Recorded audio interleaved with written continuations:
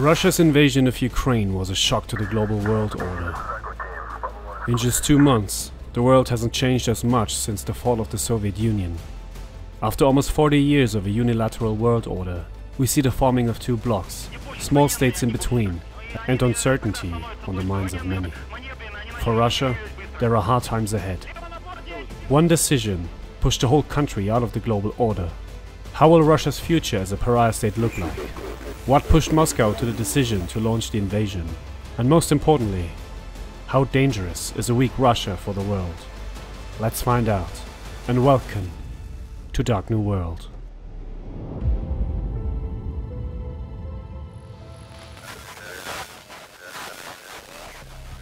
No state can function on its own. Like everything in the universe, nothing exists in a vacuum. Our economy is an interconnected behemoth, including almost all continents. A disruption on one side of the Earth has consequences thousands of kilometers away. This is a rule that applies to every country, including Russia. But the global order is dependent on cooperation, or at least the illusion of cooperation. But there are rules set by the world community. And Russia crossed the red line, and is suddenly faced with the reality of getting cut from that global network. Most Western countries, including important European trade partners, have cut almost all ties. Russia's main contribution to the world markets are raw materials, oil and gas, and to some lesser degree food products. Without energy, our economy would collapse immediately. It's the foundation of our life, the standard of living we enjoy, and the fact that we can sustain our current population numbers. Russia is technically in a good position, because energy is valuable and needed worldwide. But one of the biggest energy suppliers of the world is now isolated. This is a major problem for its former customers, especially Europe. After the collapse of the Soviet Union, Europe, and especially Germany, tried to link Moscow to the continent with direct trade links. Over time, Europe became more and more dependent on Russian oil and gas. Energy projects need a long time to realize, with high costs and risks involved for many parties. Such endeavors are only possible without geopolitical tensions. For Russia, energy makes up more than 40% of their total exports. In the past 40 years, Russia struggled to build the rest of its economy and still relies heavily on raw material exports. This lack of diversity is dangerous and has become a headache for Moscow. Western companies are pulling out of Russia. Sanctions restrict the import of technology and goods, and the financial sector cannot function in its current form all by itself. Main importers of Russian goods are China with 12%, the Netherlands with 10%, Turkey with 9%, and Germany with almost 8%. But surprisingly, the ruble, after losing 30% of its value after the start of the invasion, is back on pre-war levels. How did Russia manage to do this? Well, Europe imports 40% of its gas and 25% of its oil from Russia, so at the start of the war, a gas stop from Russia would have been unimaginable. But the payments of Russian oil gives Moscow $900 million a day. That's why Europe, after looking for alternative sources for gas and oil, declared an embargo on Russian gas a few weeks ago. The goal is to stop giving Moscow the funds to continue the war in East Ukraine. But this doesn't explain the rebound of the ruble in a couple of weeks. In fact, the reason for the economic stability in Moscow is engineered by the Russian central bank. After the war broke out, Moscow forbid its own citizens to exchange rubles for foreign currencies. Also, the bespoke payments for gas and oil had to be made in rubles. Moscow is trying to create artificial demand for the ruble by forcing European countries to use their own currency, which stabilized the ruble till now. With the new embargo, the stability will probably crumble and the ruble will collapse again by summer. Then, Russia will face a recession. The consequence for the Russian population will be a lower living standard, brain drain from the country, higher inflation, and a lack of customers for produced goods.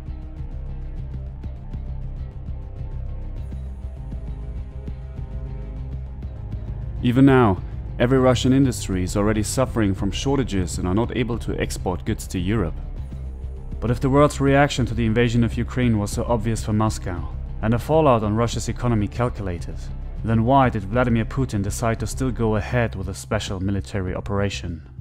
Because Russia is running out of time. After the collapse of the Soviet Union, Russia is filling the landscape of almost half the northern hemisphere. From the outskirts to Europe, to China and Central Asia, it has one of the longest land borders of any state in the world. Yet, Russia still has one of the biggest armies in the world. One of the key strategies of Russia is to always appear strong. New Russian super missiles like the Avangard or the S-550 satellite killer systems keeps experts debating over the capabilities of Russia. The invasion of Ukraine showed the world a different picture than Moscow is trying to give about itself. Many analysts believed that Ukraine wouldn't stand a chance against the far superior Russian army. Both in size and technology, Ukraine was considered an underdog. But the full-scale invasion failed, and Moscow is pursuing a different strategy in the east and south of the country. The once feared Russian tank columns are appearing weak and outdated now. The Russian Air Force is not really involved, and the army seems to be badly organized and incapable of combined arms operations. Uncountable pictures of destroyed tanks and killed Russian soldiers is destroying the myth of Russian military might. The consequence of this is that Russia seems to be in a much worse state than it's willing to admit. It seems like corruption and mismanagement is rampant, especially in the military. Since 1992, the military is in disarray. The high corruption in military circles in the Russian arms sector is one of the reasons for disappearing military budget and the non-materialized military programs. Most arms programs are only existent on paper, like the new AK-12 assault rifle and the T-14 Armata tank. Most new projects get scaled down in numbers or capabilities. For example, the T-14 Armata should be the next generation main battle tank for Russia. Part of Russia's military doctrine is to have high numbers of cheaply built tanks and then a smaller amount of better, more capable systems. The T-14 Armata represented the new spearhead for Russia's tank forces, but due to budget cuts and other problems, the total number of expected deliveries for the Russian forces is decreasing. In the beginning, Russia expected an order of 2,300 Armata tanks. But in July 2018, Deputy Prime Minister for Defense and Space Industry, Yuri Borisov, said there is currently no need to mass-produce the Armata when its older predecessors, namely the latest variants of the T-72, remain effective against American, German and French counterparts. Instead, a modernization program for the T-72s, T-80s and T-90s in service will take precedence. In August 2018, at the Army Forum outside Moscow, the Russian Ministry of Defense signed a contract for the purchase of 32 T-14 tanks and 100 T-15 infantry fighting vehicles, with delivery to be finished in 2021.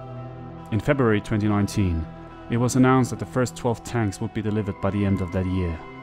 In August 2019, the Russian military-industrial career reported that out of a contractually agreed 132 Armata platform vehicles over 3 years to 2021, only 16 would be delivered by the end of 2019. Questions about the ability of the Russians to manufacture the T-14 have been raised, given how the war with Ukraine has affected the current tank production. International sanctions have impacted the ability of the Russians to manufacture more complex tanks such as the T-14. This, in according to Ukraine intelligence, resulted in slower manufacture of T-90s. Russia appears to be focusing production on T-72s, which has also slowed during the war with Ukraine. Another issue is that the T-14 has many technologies that are digital, which rely on imported technologies to manufacture. Unfortunately, this is one of the worst-case scenarios for this century. During the Cold War, the Soviet Union was seen as the biggest threat to humanity by the West. A strong Russia was a dangerous Russia. Weapons of mass destruction were produced in high amounts by both sides, and every action by one actor needed to be countered by the other side. But Russia inherited a big portion of that former military might, including the biggest nuclear arsenal on the planet. Besides its nuclear arsenal, the fear of a conventional Russian response kept enemies away. But with the illusion of Russia's power projection capabilities gone, there is only the nuclear threat left for Moscow. And the failing war is putting Russia under immense stress and danger from outside. Imagine Russia would see internal conflict as a consequence of the war, an economic downturn. In this scenario, the Kremlin had to control and organize the own population while fighting off the rest of the world. It's questionable if Russia's leadership could sustain its operations in this situation. The nuclear arsenal would make it the most dangerous conflict we ever saw. If Russia would collapse from within, the world could not stand by and watch. There would be a global military intervention, but it wouldn't be unilateral. Here, things would get complicated. China would try to gain as much as it can from Moscow's weakness, and the West would do the same. Both sides couldn't stand down, and the Russians would be stuck in the middle. Many actors would try to achieve their own goals, and Russia would be a battleground. A war fought over the largest nuclear arsenal on Earth. It's fuel for nightmares. But it isn't just a thought. We are actively moving closer and closer to exact this scenario. For now, Russia seems to be unified. As bad as it sounds, this is better than an uprising of the Russian population for the rest of the world. Whatever leader is trying to achieve, all moves must be carefully planned out and be thoughtful. We are on a thin line. Although the war is now somehow normal to us, we're still closer to nuclear war than ever before. We have to be careful, or one day, the use of a tactical nuclear weapon will be the new normal, like the new normal we live right now. A war of NATO against Russia would be the end for us. This, combined with all other crises we face, would probably end in catastrophe. And just as a daily reminder, we're just one stray bullet away from this scenario. If somebody told you 2 years ago that a pandemic would put the whole world into lockdown, people would panic buy toilet paper, and the worldwide economy would come to a halt, and millions of people would die to a new virus, you probably wouldn't believe it. If that person would tell you that after the pandemic, Russia would start a full-scale invasion of Ukraine, and there would be tank battles raging in the exclusion zone of Chernobyl, rocket strikes on Kiev, and the threat of nuclear escalation, you would think that person has lost their mind. But this is our new normal, and exactly what this channel is about. If you want to see more content like this, then please like and subscribe. Each sub counts a lot. My name is Dennis. Thank you for watching and goodbye.